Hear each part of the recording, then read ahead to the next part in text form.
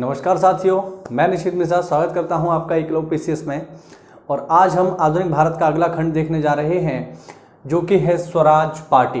तो आज हम स्वराज पार्टी के बारे में चर्चा करेंगे। इससे पिछले लेक्चर्स में हमने कवर किया था असहयोग आंदोलन को और खिलाफत आंदोलन को, तो उनको हमने देखा था। और आज हम पढ़ेंगे यहाँ पर स्वराज पार्टी का गठन, स्वराज पार्टी की विचारधारा तथा स्वराज पार्टी की उपलब्धियां। इन चीज़ों को हम ढंग से आज जानेंगे। तो चलिए बिना किसी देरी के हम इसको शुरू करते हैं। तो चलिए देखते हैं यहाँ पर स्वराज पार्टी का गठन कब हुआ है विद्यार्थियों। तो स्वराज पार्टी का गठन हुआ है मार्च 1923 में। स्वराज पार्टी का गठन कब हुआ है? मार्च 1923 में। मार्च 1923 में गठन हुआ है स्वराज पार्टी का। और यदि हम देखें इसके संस्थापक कौन हैं, यदि हम संस्थापक देखें स्वराज पार्टी के तो वो हैं चित्तरंजन दास। वो है विद्यार्थियों चित्तरंजन दास। और चित्तरंजन दास के साथ एक अन्य महत्वपूर्ण व्यक्ति जो शामिल है वो है मोतीलाल नेहरू। तो चित्तरंजन दास तथा मोतीलाल नेहरू के प्रयासों से 1923 में मार्च महीने में स्थापना की गई स्वराज पार्टी की। कहाँ की गई विद्यार्थियों? स्थान यदि हम देखें तो स्थान है इसका तत्कालीन इलाहाबाद और वर्तमान का प्रयागराज। ठीक है, तो मार्च 1923 में स्वराज पार्टी की स्थापना की गई चित्तरंजन दास तथा मोतीलाल नेहरू के द्वारा। अब हम जरा जानते हैं कि कारण क्या रहे स्वराज पार्टी की स्थापना को लेकर। वो क्या कारण थे जिसकी वजह से स्वराज पार्टी बनी? तो कारण हम देखें विद्यार्थियों इसका, तो इसका जो प्रमुख कारण है वो है असहयोग आंदोलन। ठीक है, स्वराज पार्टी की स्थापना में जो प्रमुख योगदान है वो है असहयोग की विचारधारा का। ठीक है, असहयोग आंदोलन हम पढ़ ही चुके हैं। और असहयोग आंदोलन के जो कार्यक्रम मैंने आपको बताए थे उसमें मैंने आपको बताया था कि गांधी जी के द्वारा असहयोग आंदोलन के जो कार्यक्रम रखे गए थे उसमें एक कार्यक्रम था विधान परिषदों का बहिष्कार। इसको हम पढ़ चुके हैं। ठीक है, गांधी जी ने जब असहयोग आंदोलन के कार्यक्रमों की रूपरेखा रखी तो उन्होंने उसमें सेट किया कि हम विधान परिषदों का बहिष्कार करेंगे। असहयोग आंदोलन 1922 तक चला और फिर असहयोग आंदोलन चौरी चौरा हत्याकांड के बाद समाप्त हो गया। लेकिन जब चौरी चौरा कांड के बाद असहयोग आंदोलन समाप्त हो गया तो ये प्रश्न आकर के फिर से खड़ा हुआ कि क्या हमें विधान परिषदों का बहिष्कार अभी भी करना चाहिए जब असहयोग आंदोलन समाप्त हो गया है। गांधी जी ने असहयोग आंदोलन का जो कार्यक्रम रखा था उसमें उन्होंने सेट किया था कि हम विधान परिषदों का बहिष्कार करेंगे। लेकिन जब असहयोग आंदोलन चल ही नहीं रहा है, असहयोग आंदोलन ही समाप्त हो गया, तो क्या इस स्थिति में भी अब हमें विधान परिषदों का बहिष्कार जारी रखना चाहिए? इस प्रश्न को लेकर के कांग्रेस में दो गुट हो गए कि क्या हमें अब भी विधान परिषदों का बहिष्कार करना चाहिए या नहीं। तो दो गुट बने इसको लेकर के। वो दो गुट कौन कौन से हैं जरा मैं आपको समझा देता हूं। दो गुट यहां पर बने इस प्रश्न को लेकर कि विधान परिषदों का बहिष्कार होना चाहिए या नहीं होना चाहिए। तो पहला जो गुट था उनका कहना था कि हमें सरकार में रहकर सरकार का असहयोग करना चाहिए। ठीक है, पहला जो गुट था उनका कहना था कि हम लोग सरकार में रहेंगे और सरकार में शामिल होकर सरकार का विरोध करेंगे। ठीक है, जब बहिष्कार का प्रश्न आया कि क्या हमें विधान परिषदों का बहिष्कार करना चाहिए, इस पर कांग्रेस में दो विचारधाराएं आती हैं। पहली विचारधारा ये थी कि हम सरकार में शामिल तो होंगे, हम इलेक्शन लड़ेंगे, बाकायदा जीतेंगे और फिर विधान परिषद में जाएंगे, हम सेंट्रल असेंबली में जाएंगे और सेंट्रल असेंबली में रहकर सरकार का विरोध करेंगे। वो विचारधारा ये थी। जबकि दूसरी विचारधारा थी कि सरकार से बाहर रहकर असहयोग करना, यानी हम सरकार में शामिल होंगे ही नहीं। बात समझ पा रहे हैं ना? दो विचारधाराएं यहां पर होती हैं। पहली विचारधारा कि सरकार में रहकर असहयोग करेंगे हम, दूसरी विचारधारा सरकार में ना रहकर बाहर से जमीनी स्तर पर हम विरोध करेंगे, गवर्नमेंट में शामिल नहीं होंगे। ये बात उस समय की है जब असहयोग आंदोलन खत्म हो चुका है, ठीक है। लेकिन एक जो पॉइंट है कि हमें विधान परिषदों में शामिल होना है या नहीं होना है, उस पर यह तकरार है। तो कुछ लोग कह रहे हैं कि हाँ हम शामिल होंगे लेकिन असहयोग करेंगे सरकार में रहकर, जबकि दूसरा वर्ग कह रहा है कि हम सरकार में नहीं रहेंगे और बाहर से जमीनी स्तर पर सरकार का विरोध करेंगे, सरकार का बाहर से असहयोग करेंगे। यदि हम देखें तो इस विचारधारा से जुड़े जो व्यक्ति हैं जो सरकार में रहकर असहयोग करना चाहते हैं, वो है CR दास तथा मोतीलाल नेहरू। इनका कहना था कि हम सरकार में रहकर सरकार का विरोध करेंगे, हम सरकार में शामिल होंगे और तब सरकार का विरोध करेंगे। जबकि दूसरी ओर जो व्यक्ति हैं जो ये चाहते हैं कि नहीं हम गवर्नमेंट में शामिल ही नहीं होंगे और बाहर से विरोध करेंगे, इसमें बहुत सारे लोग शामिल हैं, जैसे सरदार पटेल, सरदार वल्लभ भाई पटेल, राजेंद्र प्रसाद, ठीक है, सरदार वल्लभ भाई पटेल, राजेंद्र प्रसाद और C राजगोपालाचारी, ये कुछ प्रमुख नाम हैं जिनका कहना था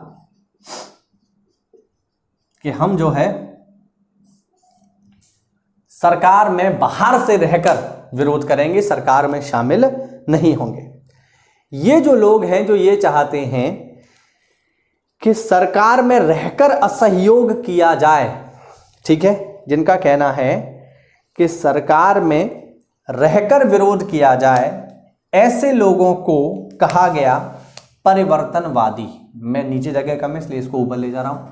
इन लोगों को CR दास, मोतीलाल नेहरू जो ये चाहते थे कि सरकार में रहकर विरोध किया जाए, ऐसे लोगों को कहा गया परिवर्तनवादी, ठीक है। ऐसे लोगों को क्या कहा गया? परिवर्तनवादी, जो ये चाहते थे कि सरकार में रहकर विरोध किया जाए।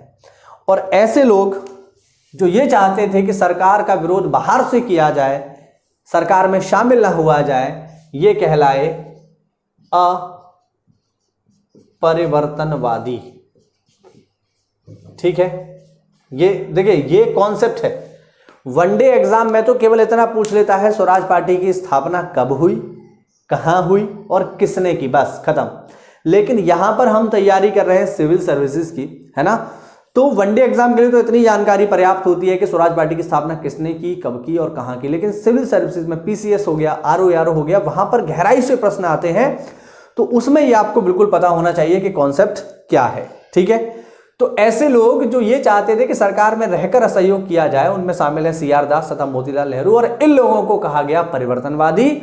और दूसरा जो दूसरे लोग थे उनका कहना था कि नहीं, सरकार में शामिल नहीं होना है और फिर हम बाहर से ही असहयोग करेंगे, सरकार की नीतियों को हम नहीं मानेंगे। ऐसे लोगों में शामिल है सरदार पटेल, राजेंद्र प्रसाद, C राजगोपालाचारी, और इन लोगों को कहा गया अपरिवर्तनवादी। बात समझ रहे हैं यहां पर? ये सब हो रहा है। अच्छा, इसी बीच होता है बच्चों दिसंबर,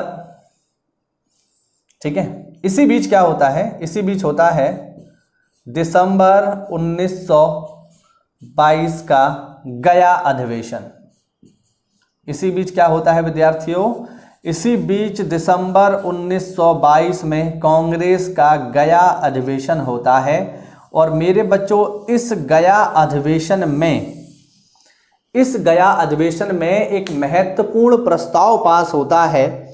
और प्रस्ताव क्या होता है? प्रस्ताव होता है कि कांग्रेस विधान परिषद में भाग नहीं लेगी। ठीक है, इस अधिवेशन में क्या प्रस्ताव पास हुआ? इस अधिवेशन में प्रस्ताव हुआ कि विधान परिषदों में भाग नहीं लिया जाएगा। यह प्रस्ताव सरकार ने पास कर दिया। सरकार से नहीं, मतलब कांग्रेस ने यह प्रस्ताव अपने अधिवेशन में पास कर दिया 1922 में कि हम विधान परिषदों में भाग नहीं लेंगे। जैसे ही यह प्रस्ताव पास हुआ तो आप देख पा रहे होंगे कि जो अपरिवर्तनवादी है उनकी बात तो पूरी हो गई कि हमें सरकार का बाहर से असहयोग करना है, हम सरकार में शामिल नहीं होंगे। लेकिन इन लोगों की बात कट गई। इन लोगों का कहना था कि हम सरकार में शामिल होकर विरोध करेंगे, जबकि कांग्रेस कह रही है कि नहीं, आप सरकार में शामिल नहीं होंगे। यानी आप देख रहे हैं कि गतिरोध हो रहा है।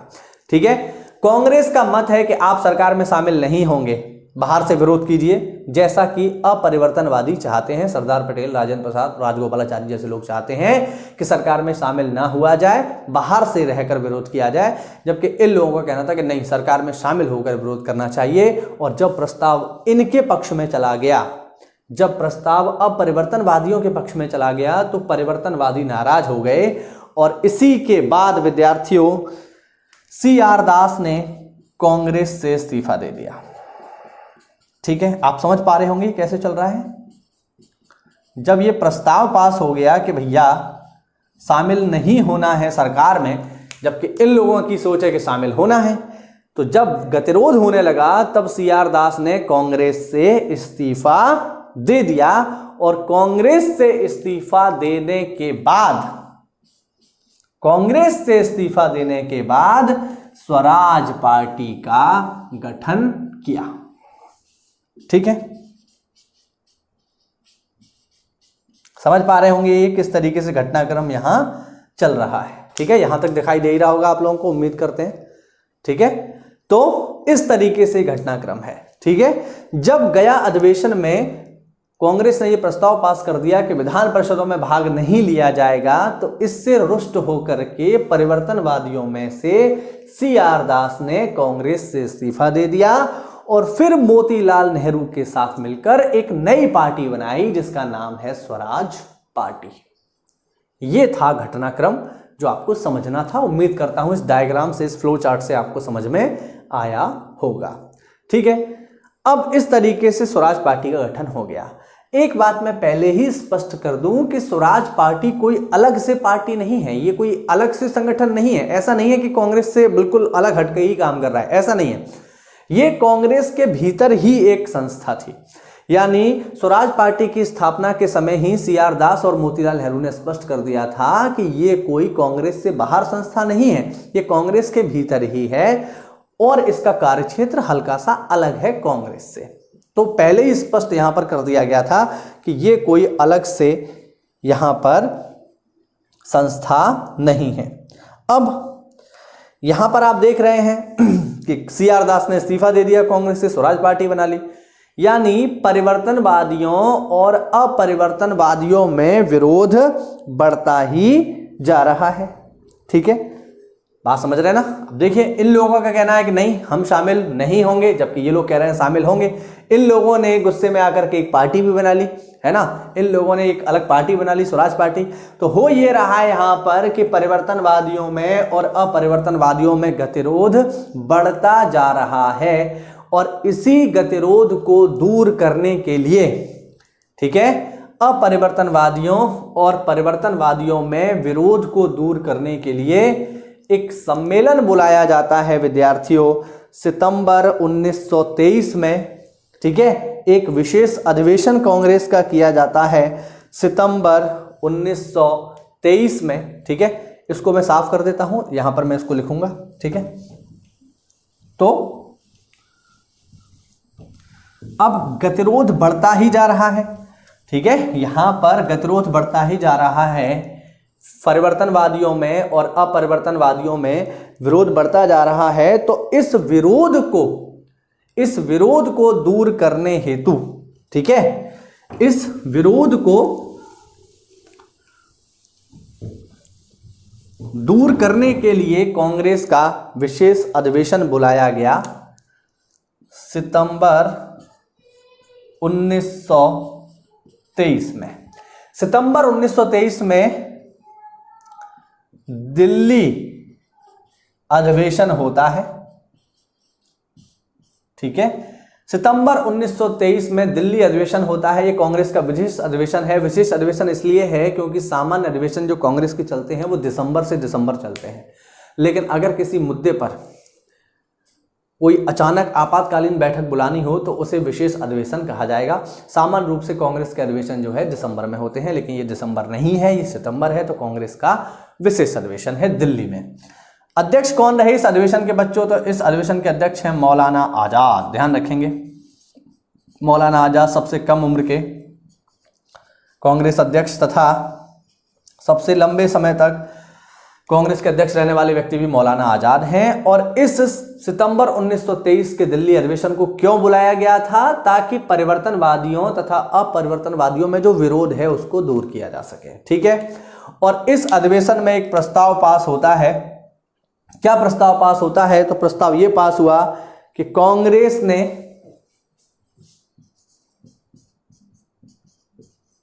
विधानमंडलों में, विधान परिषदों में प्रवेश को अनुमति दे दी।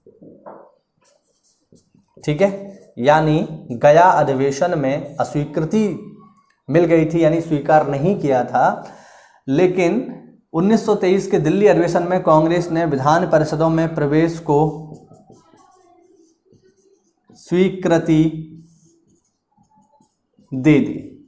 ठीक है, इस गतिरोध को दूर करने के लिए सितंबर 1923 में दिल्ली अधिवेशन हुआ और इस दिल्ली अधिवेशन में कांग्रेस ने इस बात को अनुमति दे दी कि आप जो है विधान परिषदों में प्रवेश कर सकते हैं, जो कि परिवर्तनवादियों की मांग थी। यानी गया अधिवेशन में 1922 में अपरिवर्तनवादियों की बात मानी गई, जबकि दिल्ली अधिवेशन में परिवर्तनवादियों की बात मान ली गई और इस तरीके से इनके बीच जो गतिरोध चल रहा था वो दूर हो गया। ठीक है, और यहां पर स्वराज पार्टी को ऑफिशियली मान्यता दे दी गई कांग्रेस की ओर से कि हाँ, ये जो भी कर रहे हैं वो सही है। और इस तरीके से स्वराज पार्टी को एक लीगल प्लेटफॉर्म मिल जाता है कांग्रेस की ओर से कि हाँ, ये जो भी कर रहे हैं वो सही है। ठीक है विद्यार्थियों, तो इस प्रकार से स्थापना होती है स्वराज पार्टी की। उम्मीद करता हूं ये पूरा का पूरा चैप्टर, ये पूरी की पूरी स्थापना आपको समझ में आई होगी। अब हम आगे बढ़ेंगे और देखेंगे कि स्वराज पार्टी के प्रमुख उपलब्धियां क्या रही, ऐसे कौन कौन से काम रहे स्वराज पार्टी के जो उन्होंने किए विशेष रूप से। ठीक है, ये आपने पूरा नोट कर लिया होगा, चाहे तो स्क्रीनशॉट ले सकते हैं आप। अब हम आगे बढ़ते हैं, चलिए।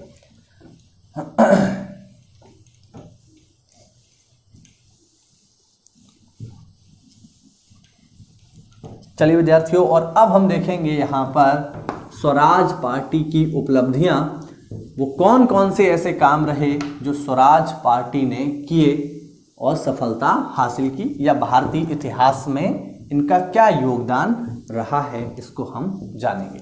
चलिए, तो अब हम देखेंगे स्वराज पार्टी की सफलता, इनके सफलता के कार्यक्रम क्या क्या रहे, कौन कौन से ऐसी चीजें रहीं जिनसे स्वराज पार्टी को ये माना जाता है कि ये सफल रही।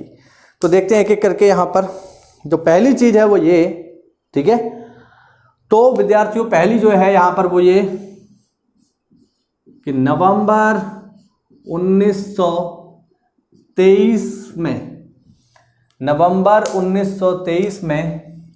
सेंट्रल असेंबली के चुनावों में विजयी हासिल की।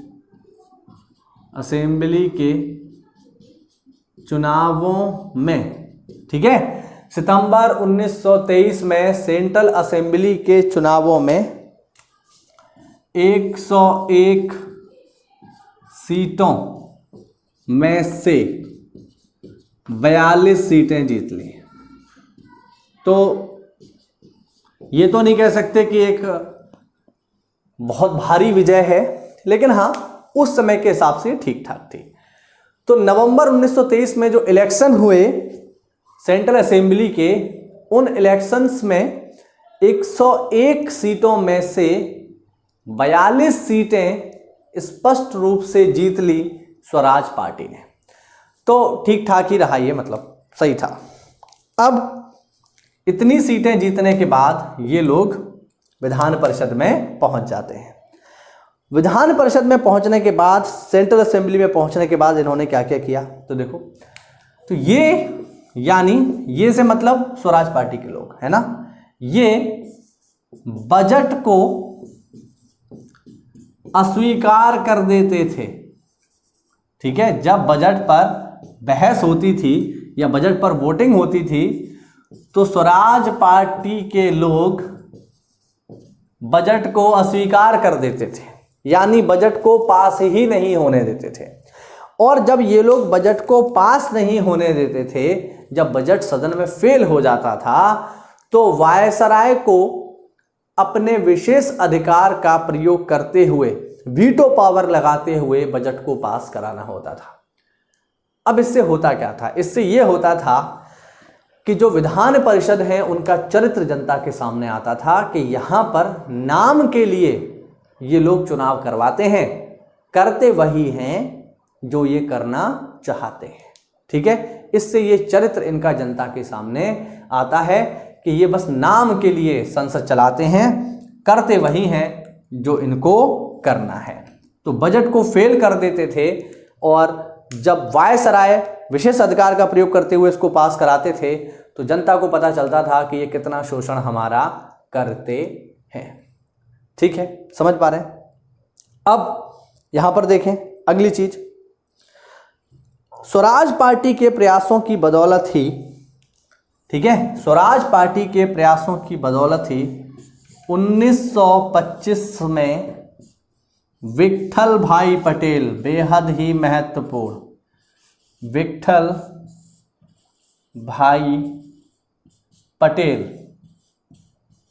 ठीक है, स्वराज पार्टी के प्रयासों से ही 1925 में विट्ठल भाई पटेल सेंट्रल असेंबली में अध्यक्ष बने, पहले भारतीय। प्रश्न पूछा जाता है कि सेंट्रल असेंबली में अध्यक्ष बनने वाले पहले भारतीय कौन थे? पीसीएस में पूछा गया प्रश्न है 2018 में कि सेंट्रल असेंबली में अध्यक्ष बनने वाले पहले भारतीय कौन थे? तो वो है विट्ठल भाई पटेल। विट्ठल भाई पटेल कोई और नहीं, सरदार पटेल के भाई हैं ये। ठीक है, सरदार पटेल के बड़े भाई हैं। तो स्वराज पार्टी के प्रयासों के बदौलत ही 1925 में एक भारतीय सेंट्रल असेंबली का अध्यक्ष बना। ये काफी बड़ी उपलब्धि थी स्वराज पार्टी के लिए, तो इसको जानना आवश्यक है। ठीक है, और यदि हम देखें क्या क्या काम होते थे यहां पर, तो चलिए ऊपर वाले को मैं साफ कर देता हूं और हम देखें और कौन कौन से काम किए यहां पर सरकार ने। तो देखो जरा,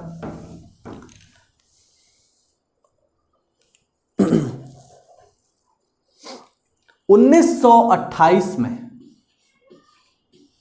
ठीक है, 1928 में सरकार ने जब सेंट्रल असेंबली में पब्लिक सेफ्टी बिल रखा,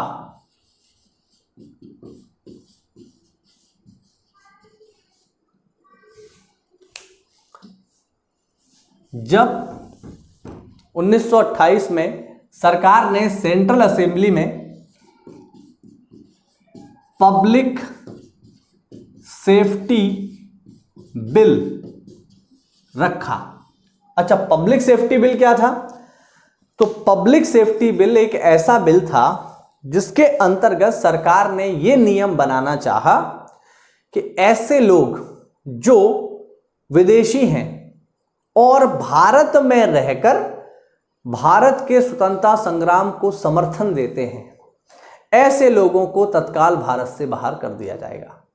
ये जो बात है मुख्य रूप से रूसियों के लिए कही गई थी, जो रूसी लोग हैं, है ना, क्योंकि रूसी जो लोग हैं उन्होंने भारतीय स्वतंत्रता संग्राम में भारतीयों की काफी सहायता की। हमने देखा कि बहुत सारे भारतीय जो है बम बनाने सीखने कहाँ जाते थे? रूस जाते थे, है ना। तो रूसी लोग जो है भारत में रहकर भारत की क्रांतिकारी गतिविधियों को सहयोग करते थे। इसलिए इन रूसियों को भारत से भगाने के लिए सरकार ने क्या किया, पब्लिक सेफ्टी बिल लेकर के आई। और इस पब्लिक सेफ्टी बिल का उद्देश्य क्या था कि ऐसे लोग जो भारतीय नहीं हैं और भारत के स्वतंत्रता संग्राम में भाग ले रहे हैं, भारत के स्वतंत्रता संग्राम को सपोर्ट कर रहे हैं, उन्हें भारत से बाहर करना। ठीक है, तो जब ये बिल संसद में रखा गया, सेंट्रल असेंबली में रखा गया, तो स्वराज पार्टी ने इसको फेल कर दिया।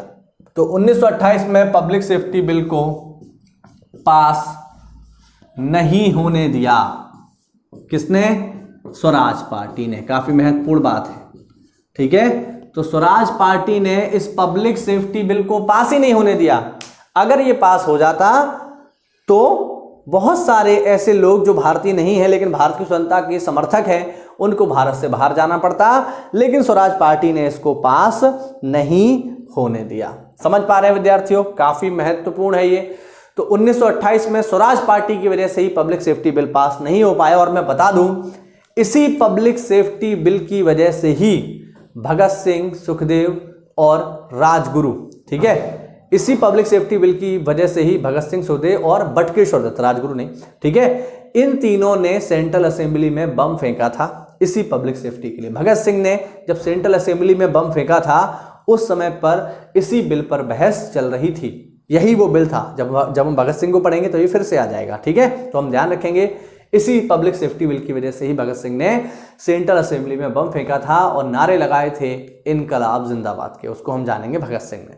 ठीक है, तो स्वराज पार्टी की एक प्रमुख उपलब्धि है। तो जब पहली बार पास नहीं हुआ, जब इन लोगों ने रोड़ा अटका दिया तो संसद में पास नहीं हुआ, तो जब ये पास नहीं हुआ तो अंग्रेज इसको दोबारा लेकर के आए सदन में। लेकिन जब दोबारा लेकर के आए तो विट्ठल भाई पटेल ने इसको दोबारा रखने की अनुमति ही नहीं दी। यानी इन स्वराजियों ने पूरा प्रयास किया सरकार में रहकर सरकार के कामों को रोकने का। तो ये एक उपलब्धि के रूप में ही जाना जाएगा।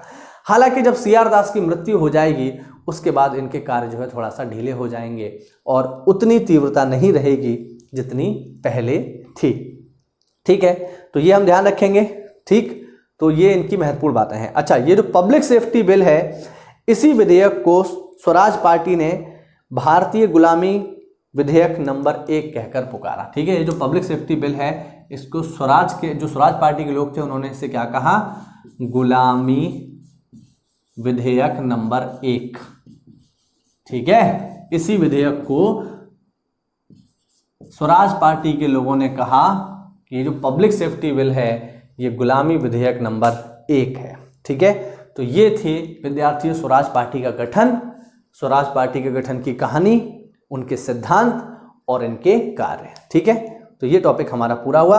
अब इसमें एक छोटा सा टॉपिक और है, उसे हम और देख लेते हैं, फिर ये हमारा चैप्टर खत्म हो जाएगा।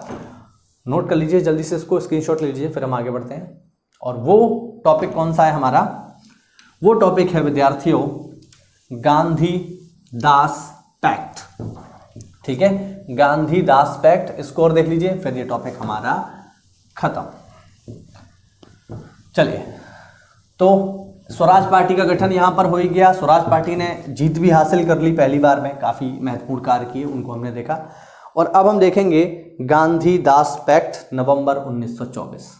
छोटा सा, ये ज्यादा बड़ा नहीं है, देख लेते हैं, 4 लाइनों में खत्म हो जाएगा। गांधी दास पैक्ट 1924। अच्छा, किस किस के बीच हुआ है? तो गांधी दास है पैक्ट है, तो एक तरफ तो गांधी जी होंगे और ये जो दास है ये है CR दास। तो किस किस के बीच हुआ है? गांधी जी एवं CR दास के बीच में नवंबर 1924 में जो समझौता हुआ है वो कहलाता है गांधी दास समझौता या गांधी दास पैक्ट। ठीक है, ध्यान रखेंगे, इसमें मोतीलाल नेहरू भी शामिल थे, तो उनका भी नाम हम नोट कर लेते हैं। गांधी एवं CR दास तथा मोतीलाल नेहरू, इनके बीच जो संवाद हुआ उस संवाद को हम गांधी दास पैक्ट के नाम से जानते हैं। क्या क्या हुआ इसमें जरा देख लेते हैं। पहला जो घोषणा हुई गांधी दास पैक्ट के अंतर्गत वो ये कि इसी पैक्ट में ये कहा गया असहयोग अब राष्ट्रीय कार्यक्रम नहीं रहेगा। इसी पैक्ट में ये कहा गया असहयोग अब राष्ट्रीय कार्यक्रम नहीं है। इसी पैक्ट में ये कहा गया असहयोग अब राष्ट्रीय कार्यक्रम नहीं है, यानी अब ये राष्ट्रीय कार्यक्रम नहीं रहेगा। इसी गांधीदास पैक्ट में कहा गया, और इसी गांधीदास पैक्ट में कहा गया कि स्वराज पार्टी कांग्रेस का अभिन्न अंग है और ये कांग्रेस के अभिन्न अंग के रूप में विधान परिषदों में कार्य करेगी। इसी पैक्ट में ये कहा गया कि स्वराज पार्टी कांग्रेस का अभिन्न अंग है और ये कांग्रेस के संगठन के रूप में सरकार में शामिल रहकर विधान परिषदों में कार्य करेगी। यानी परिवर्तनवादियों की मांग को गांधी जी ने स्वीकार कर लिया कि हमें सरकार में रहकर ही सरकार का विरोध करना है, ध्यान रखेंगे। और अगली महत्वपूर्ण बात जो है वो ये कि इसी पैक्ट के दौरान गांधी जी ने ऑल इंडिया स्पिनर्स एसोसिएशन की स्थापना की। ठीक है, इसी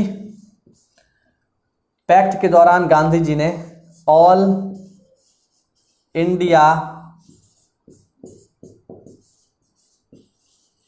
स्पिनर्स एसोसिएशन, ठीक है, इसी गांधीदास पैक्ट के दौरान गांधी जी ने घोषणा की कि वह all India spinners association, spinners का मतलब है चरखा, तो हम इसे कह सकते हैं अखिल भारतीय चरखा संघ। हिंदी में भी ध्यान रखना, इसको हिंदी में क्या कहा जा सकता है? अखिल भारतीय चरखा संघ।